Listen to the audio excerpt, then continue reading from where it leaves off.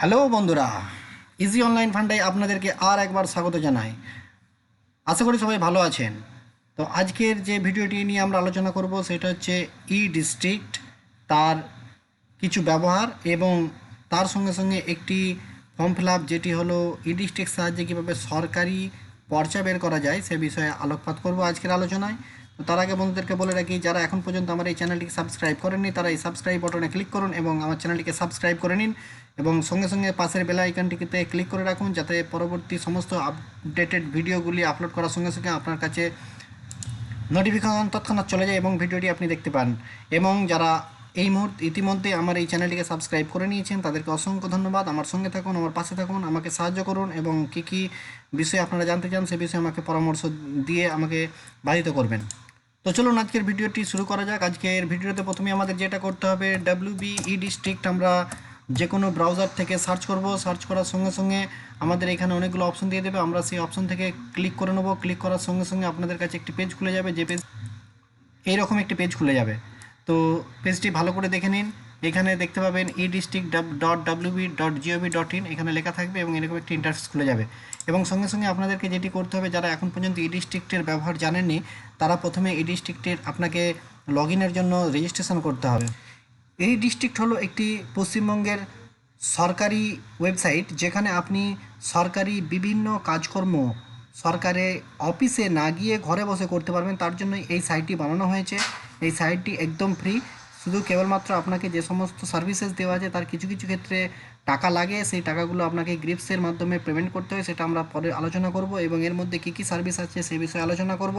এবং তার সঙ্গে সঙ্গে আজকে যে ফর্ম ফিল আপটি নিয়ে আলোচনা করব, কিভাবে সরকারি স্ট্যাম্প দেওয়া রেজিস্টার্ড পর্চা অর্থাৎ রেকর্ড আপনার নামে বের করবেন সে বিষয়ে। তার আগে বন্ধুদেরকে বলে রাখি, এই সাইটে আপনাকে রেজিস্ট্রেশনের জন্য এখানে ক্লিক করতে হবে। চলুন আমরা ক্লিক করে নিই। ক্লিক করে দেখা যাক কী আসে। ক্লিক করলে সঙ্গে সঙ্গে এরকম একটি ফর্ম আপনাদের সামনে ওপেন হয়ে যাবে, দেখতেই পাচ্ছেন। এখানে আপনাকে যেটা করতে হবে, এই ফর্মটি কেয়ারফুলি ফিল আপ করে নেবেন। তেমন কিছু নেই, সামান্য জিনিস আছে। প্রথমে এখানে সিটিজেন আপনি সিলেক্ট করে নিলেন। তারপর এখানে আপনার নামটা লিখে দেবেন, আপনার যে নাম আছে ফুল নামটা লিখবেন। সেটা 2 ওয়ার্ড হোক, 3 ওয়ার্ড হোক, 4 ওয়ার্ড হোক, যতগুলি ওয়ার্ড হোক পুরো নামটা লিখবেন। এখানেতে আপনাকে ইউজার নেম দিতে হবে। ইউজার নেমটি এমন ইউজার নেম দেবেন, ধরুন আপনার যে নাম আছে সেই নাম দিয়ে দিলেন 1 2 3। দেওয়ার সঙ্গে সঙ্গে এখানে আপনার লেখা এসে যাবে যে ওই ইউজার নেমটি আপনার অ্যাভেলেবেল আছে কি না। খুব ইজি ব্যাপার, আপনি করতে পারবেন। পাসওয়ার্ডটা দেবেন। পাসওয়ার্ডটা দেওয়ার সময় মনে রাখবেন 8টা নিউমেরিক এবং ডিজিটের পাসওয়ার্ড দিতে হবে, যেখানে একটা বড় হাতের থাকবে অর্থাৎ ক্যাপিটাল লেটার, বাকিগুলো ছোটো হাতে দিয়ে দেবেন। দিয়ে @ বা আন্ডারস্কোর দিয়ে সংখ্যা দিয়ে দেবেন। তারপরে কনফার্ম পাসওয়ার্ড করবেন একইভাবে। তারপরে আপনি এখানে পাসওয়ার্ড হিন্ট থেকে আপনি পাসওয়ার্ড হিন্টটা নিয়ে নেবেন, কী আছে দেখে নেবেন। পাসওয়ার্ড হিন্টে গিয়ে কতগুলি অপশন আছে, what is your mother's maiden name বা এগুলো আপনি যে কোনো একটা সিলেক্ট করবেন। আপনার ডেট অফ বার্থ সিলেক্ট করার পর এখানে তার অ্যান্সারটা দিয়ে দেবেন। এটা কি কাজে লাগে, এটি যদি আপনি কখনো পাসওয়ার্ডটি ভুলে যান তাহলে পাসওয়ার্ডটি পুনরায় উদ্ধার করতে আপনার এটা জিজ্ঞাসা করবে। আপনার মোবাইল নম্বরটা এখানে দিয়ে দেবেন, যেটা আপনার কাছে চালু আছে। আপনার ইমেল আইডিটা দিতেও পারেন অথবা নাও পারেন, অ্যাড্রেসটাও দিতেও পারেন অথবা নাও পারেন। সঙ্গে সঙ্গে সেভ করবেন। সেভ করার সঙ্গে সঙ্গে আপনাকে সেখানে দেখিয়ে দেওয়া হবে আপনার যে ইউজার নেম আছে সেটি এবং মোবাইল নম্বর যেটা আছে সেটা আপনাকে দেখিয়ে দেওয়া হবে। তো বন্ধুদেরকে বলে রাখি, এইভাবে রেজিস্ট্রেশনটা কমপ্লিট হয়ে যাবে। শুধু আপনাকে মনে রাখতে হবে এখানে যে ইউজার নেমটি দিয়েছিলেন সেই ইউজার নেমটি এবং পাসওয়ার্ডটি আপনাকে মনে রাখতে হবে। এই ইউজার নেম পাসওয়ার্ড দিয়ে আপনি ভবিষ্যতে বহু কিছু কাজ করতে পারবেন। চলুন আমরা সেই কাজের দিকে দেখি এবং আমি লগ ইন করে নিই। আপনার রেজিস্ট্রেশন কমপ্লিট হয়ে গেলে আপনি ইউজার আইডি এবং পাসওয়ার্ড পেয়ে যাবেন। ইউজার আইডিটা এখানে দিয়ে দেবেন, দেখতেই পাচ্ছেন, এবং পাসওয়ার্ডটা এখানে দিয়ে দেবেন। দিয়ে দেওয়ার পর আপনাকে যেটা করতে হবে, এখানে আপনার যে চ্যাপ্টারটা আছে চ্যাপ্টারটা দেখে দেখে লিখে দিয়ে লগ ইন করে দেবেন। তো বন্ধুরা, পেজটি খুলে গেছে, দেখতেই পাচ্ছেন। এখানে উপরে মেনু দেওয়া আছে, এই মেনুগুলির তেমন কিছু কাজ নেই। শুধু আপনি এখানে ইউজার প্রোফাইল থেকে গিয়ে আপনার পাসওয়ার্ডটা চেঞ্জ করে নিতে পারবেন, আর তেমন কিছু এখানে কাজ নেই। এবার চলে আসি যে সেকেন্ড প্যানেল মেনুটি আছে, এখানে কাজ আছে, সেই কাজগুলি সম্পর্কে আমি আলোচনা করব। তো প্রথমেই বলে রাখি, এখানে track application, pending date range, grievance solution, e notice, এগুলো যে দেওয়া আছে এখান থেকে আপনার যেগুলি কাজে লাগবে সেটি হচ্ছে অ্যাপ্রুভড নোটিফিকেশানটি কাজে লাগবে। আর সঙ্গে সঙ্গে ড্রাফট নোটিফিকেশান অ্যাপ্লিকেশান এটা কাজে লাগবে। অ্যাপ্রুভড অ্যাপ্লিকেশান এবং ড্রাফট অ্যাপ্লিকেশান। অ্যাকাউন্ট স্টেটমেন্ট কিছু কাজে লাগবে না আপনাকে। আর যেটা এখান থেকে কাজে লাগবে সেটা হচ্ছে এই ট্র্যাক অ্যাপ্লিকেশান। এই মেনু বার থেকে 3টে জিনিস আপনাদের কাজে লাগবে: ট্র্যাক অ্যাপ্লিকেশান, অ্যাপ্রুভড অ্যাপ্লিকেশান এবং ড্রাফট অ্যাপ্লিকেশান। এখানে সবচেয়ে বেশি যেটি কাজ হয় সেটি হচ্ছে আপনার বলে রাখি, এখানে স্টুডেন্টদের জন্য ইনকাম সার্টিফিকেট, বিভিন্ন স্কলারশিপের জন্য এবং আপনার প্রয়োজনে আপনি ইনকাম সার্টিফিকেটটা নিতে পারেন, ইনকাম সার্টিফিকেট। এছাড়াও আছে ডিস্টেন্স সার্টিফিকেট, লোকাল রেসিডেন্স বা ডোমিসাইল সার্টিফিকেট, যেটা আপনি এসডি অফিসের থেকে পাবেন, এসডি অফিসারের সিগনেচার থাকবে। অর্ডিনারি রেসিডেন্সিয়াল সার্টিফিকেট খুব একটা কাজে লাগে না। এবং permission of delayed registration of birth, এটাও আপনি যদি সঠিক সময়েতে জন্ম সার্টিফিকেট না করেন তাহলে আপনি এখান থেকে ডিলেড রেজিস্ট্রেশন অফ বার্থের পারমিশনের জন্য ফর্ম ফিল আপ করতে পারেন। তো এক্ষেত্রে বলে রাখি বন্ধুরা, এখানে এই ডিস্ট্রিক্টের যে ফর্মগুলি আছে প্রত্যেকটা ফর্ম ফিল আপের ধাঁচ কিন্তু একই। দেখবেন সেই নাম, বাবার নাম, আধার নম্বর, মোবাইল নম্বর, অ্যাড্রেস, এইগুলোই লাগে সাধারণত। আর যেই বিষয়ে আপনি ফর্ম ফিল আপ করছেন তার ডকুমেন্টসগুলো লাগে। তো এটা গেল সার্টিফিকেটের বিষয়। এবার লাইসেন্সে চলে আসি। এখানে আর্ম লাইসেন্স আছে, যাদের বন্দুক আছে তারা এইখান থেকে লাইসেন্সটাকে রিনিউয়াল করতে পারেন, duplicate issue of arm licence করতে পারেন, ভ্যালিডিটি অফ আর্ম লাইসেন্স। আচ্ছা, impound of arm licence during election, এটা হচ্ছে যে ভোটের সময় বন্দুকগুলো জমা নেওয়া হয় তার বিষয়ে। এইখানে দেখতেই পাচ্ছেন কী কী আছে। এরপর চলে আসি আদার্সে। আদার্সে যে আছে সেগুলো সবার অতটা কাজে লাগে না। আর এইদিকে ফুল রেজিস্ট্রেশন, এই ফুল সমস্ত যতগুলো সার্ভিস আছে তার সমস্ত লিস্ট এখান থেকে দেওয়া আছে, আপনারা দেখতে পারবেন। দেখতেই পাচ্ছেন প্রচুর আছে সরকারি, যেগুলো আপনাদেরকে অফিসে গিয়ে, সরকারি কাজ যেগুলো অফিসে গিয়ে করতে হয় সেটা অফিসে না গিয়ে আপনি ঘরে বসেই করে নিতে পারবেন, কোনো সমস্যা নেই এবং খুব ইজিলি করতে পারবেন। তো এইখানে যে গুলো কাজে লাগে সেইগুলো হচ্ছে, চলে আসুন এইখানে। এই যে certified copy of registered did, এটা কাজে লাগে। অর্থাৎ আপনার যদি দলিল আপনার কাছে না থাকে, ও যদি দলিলের নম্বর এবং দলিলের তারিখটি জেনে থাকেন তাহলে এখান থেকে আপনি পুরনো দলিলটি আপনি অনলাইনে পেয়ে যাবেন। এছাড়া এখানে সবচেয়ে বেশি কাজে লাগে যে দুটো, সেটা হচ্ছে আপনার খতিয়ান এবং প্লট ইনফরমেশনটি কাজে লাগে, যেটা আপনি বাংলার ভূমি থেকেও করতে পারেন। কিন্তু আপনি এখান থেকে যদি আপনার রেজিস্ট্রেশনটি করে রাখেন, শুধু এর সঙ্গে সঙ্গে যাবতীয় সার্ভিসগুলো আপনি পেয়ে যাবেন। এবং সেখানে আপনার ওটিপি ভ্যালিডেশন করতে হয়, ইমেল আইডি এবং মোবাইলের, এখানে সেটা করতে হবে না। তো আজকের যে বিষয়ে আলোচনা করব সেটা হচ্ছে আরওআর, অর্থাৎ খতিয়ান নম্বর নিয়ে আমরা আলোচনা করব। তো এখান থেকে খতিয়ান পর্চা বের করার আগে একটু বলে রাখি বন্ধুদেরকে, আপনারা অনেকেই অবগত আছেন যে বাংলার ভূমি থেকে নো ইওর প্রপার্টি এই অপশনটি থেকে খতিয়ান এবং প্লট অর্থাৎ দাগ নম্বর সার্চ করে আমরা বের করতে পারি। কিন্তু জেনে রাখবেন ওইটি হচ্ছে কেবলমাত্র আপনার নিজের জানার জন্য বা দেখার জন্য, এটা কিন্তু কোনো সরকারি কাজে ভ্যালিড নয়। তার জন্য সরকারি স্ট্যাম্প দরকার, বা সরকারকে রেভিনিউ দিয়ে বা তার স্ট্যাম্প ডিউটি দিয়ে যে পর্চা বের হয় সেটাই হচ্ছে বিভিন্ন সরকারি কাজের জন্য ভ্যালিড। তো এর জন্য যে ডকুমেন্টসগুলো লাগবে সেটা হচ্ছে আপনার কাছে ভ্যালিড একটি মৌজা নম্বর অর্থাৎ জেএল নম্বর এবং খতিয়ান নম্বর থাকতে হবে। খতিয়ান নম্বর ভ্যালিড কিনা সেটি আপনি বাংলার ভূমিতে গিয়ে নো ইওর প্রপার্টি থেকেও দেখে নিতে পারেন। এছাড়াও আপনার যে অ্যাপ্লিকেশন ফি, সেই টাকা জমা করার জন্য আপনার কাছে অনলাইন ব্যাংকিং থাকতে হবে, অথবা আপনার কাছে এটিএম কার্ড বা ডেবিট কার্ড বা ক্রেডিট কার্ড থাকতে হবে। তো চলে আসুন আজকে আমরা অ্যাপ্লিকেশন প্রসেসটা একটু জেনে নিই কীভাবে করব।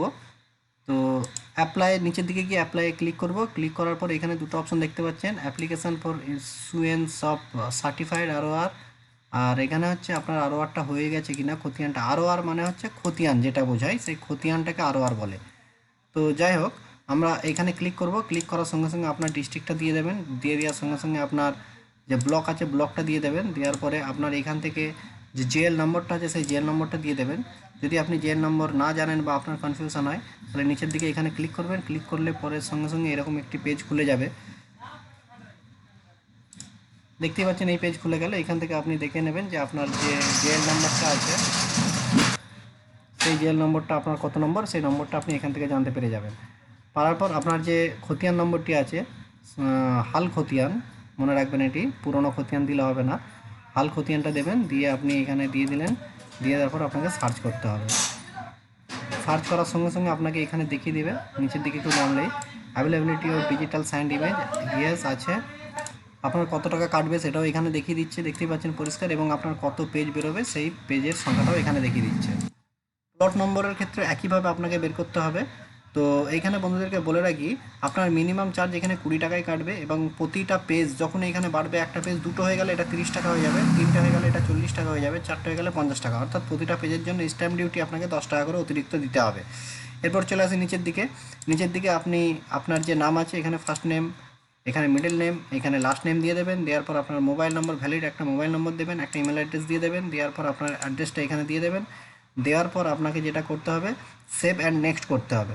সেভ অ্যান্ড নেক্সট করলে আমি এখানে করে দেখিয়ে দিচ্ছি। আমি এখানে ফর্মটা ফিল আপ করেছি, সমস্ত কিছুই ডেমো লিখেছি, লেখার পর আপনাকে সেভ অ্যান্ড নেক্সটে চলে যেতে হবে। এখানে গিয়ে আপনাকে সিলেক্ট করে নিতে হবে আপনি অনলাইনে করবেন না কাউন্টার পেমেন্ট করবেন না ডেবিট কার্ডের মাধ্যমে করবেন। যদি আপনি ডেবিট কার্ডের মাধ্যমে করেন তো ডেবিট পেমেন্ট করবেন, যদি অনলাইনে করেন তো অনলাইন করবেন, না যদি কাউন্টার পেমেন্ট করেন তো কাউন্টার পেমেন্ট করবেন। তো আমি অনলাইন করছি, এখানে দেখিয়ে দিচ্ছি 20 টাকা এখানে লেখা আছে। পরের স্টেপে চলে যাব, গেলে আপনাদের কাছে এরকম গ্রিপসের একটা পেজ খুলে যাবে। এটিকে আপনি স্ক্রিনশট নিয়ে রেখে দেবেন, কারণ এই জন্যই বলছি অনেক সময় হয় কি আপনি পেমেন্ট করার পরে সঙ্গে সঙ্গে সার্ভারটা ডাউন হয়ে যায় বা লিঙ্ক চলে গেলে আপনি কিন্তু আর পরবর্তীকালে আপনার যে AIN অর্থাৎ অ্যাপ্লিকেশন নম্বর সেটি আপনি আর খুঁজে পাবেন না। সেই জন্য এটাকে আপনি করবেন স্ক্রিনশট নিয়ে রেখে দেবেন, বা আপনি ট্রানজ্যাকশান আইডি এই অংশটা লিখে রেখে দিতে পারেন। লিখে রেখে দিলেও আপনি সার্চ করতে পারবেন। এরপর কনফার্মে চলে যাব। কনফার্মে গেলেই আপনাকে এখানে ব্যাংকের লিস্ট দিয়ে দেবে, আপনি ব্যাংকের লিস্টে গিয়ে চলে যাবেন। এইখানে ব্যাংকের লিস্টে গিয়ে ক্লিক করবেন, ইয়েস করে দেবেন। ইয়েস করার সঙ্গে সঙ্গে আপনাকে এরকম একটি দিয়ে দেবে। তারপরে আপনার পরে এইখানে ক্লিক করবেন, ক্লিক করার সঙ্গে সঙ্গে এখানে আপনাকে কনফার্ম করতে হবে কত টাকা কাটছে, সেই 20 টাকাটা করে কনফার্ম করবেন। কনফার্ম করার সঙ্গে সঙ্গে আপনার কিন্তু ব্যাংকের যে হোম পেজ আছে সেই হোম পেজে চলে যাবে। এখানে আপনার ইউজার আইডি এবং পাসওয়ার্ড দিয়ে দেবেন। পাসওয়ার্ড দিয়ে আপনি লগ ইন করবেন এবং যেভাবে পেমেন্ট করতে হয় আপনারা এই বিষয়ে অনেকেই জানেন, পেমেন্ট করে দেবেন। যদি ডেবিট কার্ড দিয়ে হয় একইভাবে ডেবিট কার্ডের নম্বর দিয়ে এবং তার CCV নম্বর পিছন দিকে থাকে এবং এক্সপায়ারি ডেট আপনার নাম লিখে আপনি পেমেন্ট করে দেবেন। পেমেন্ট করার সঙ্গে সঙ্গে আপনার কাছে কিছুক্ষণ ওয়েট করতে বলবে, 10 সেকেন্ড। 10 সেকেন্ডের মধ্যে ওয়েট করার পর আপনার কাছে একটি পেজ অটোমেটিক জেনারেট হয়ে যাবে। পেজটি দেখে নিন কেমন দেখতে হবে। তো এরকম একটি পেজ আপনাদের কাছে জেনারেট হয়ে যাবে। সেই পেজটি আপনারা ডাউনলোড করে নিতে পারেন, অথবা ক্যাপচার করে রাখতে পারেন, অথবা প্রিন্ট করেও রেখে দিতে পারেন। এখানে যে নম্বরটি আপনারা দেখতে পাচ্ছেন উপর দিকে, এই যে নম্বরটি, এটা হচ্ছে AIN নম্বর বলা হয়। এটি হচ্ছে আপনার প্রয়োজন হবে পরবর্তীকালে আপনার যে আর অর্থাৎ খতিয়ানটা কমপ্লিট হয়ে গেলে, সরকারি স্ট্যাম্প ডিউটি দিয়ে যখন জেনারেট হয়ে যাবে তখন আপনাকে ওটাকে ডাউনলোড করতে হবে। ডাউনলোড করার পরে কীভাবে করবেন না, আপনাকে 2-3 দিন ওয়েট করতে হবে। ওয়েট করার পর বাকিটা নির্ভর করে আপনার অফিসের যে কাজের চাপ আছে তার উপর নির্ভর করবে। মিনিমাম 2 দিন তো টাইম লেগেই যায়।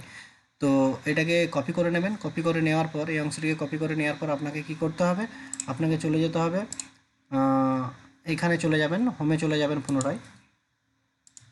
হোমে গিয়ে আপনাকে এখান থেকে যেমনভাবে ল্যান্ড করেছিলেন এখান থেকে চলে যাবেন, এখানে গিয়ে নিচের দিকে চলে আসবেন। এখানে গিয়ে অ্যাপ্লাই যেমন করেছিলেন করবেন, এখানে ক্লিক করবেন, করে ওই অংশটিকে এখানে দিয়ে দেবেন, দিয়ে গেট ডকুমেন্টস করবেন। গেট ডকুমেন্টসে ক্লিক করার সঙ্গে সঙ্গে আপনার যদি হয়ে যেয়ে থাকে তাহলে আপনার একটি PDF ফাইল ডাউনলোড হয়ে যাবে। PDF ফাইলটি কেমন হবে দেখেন।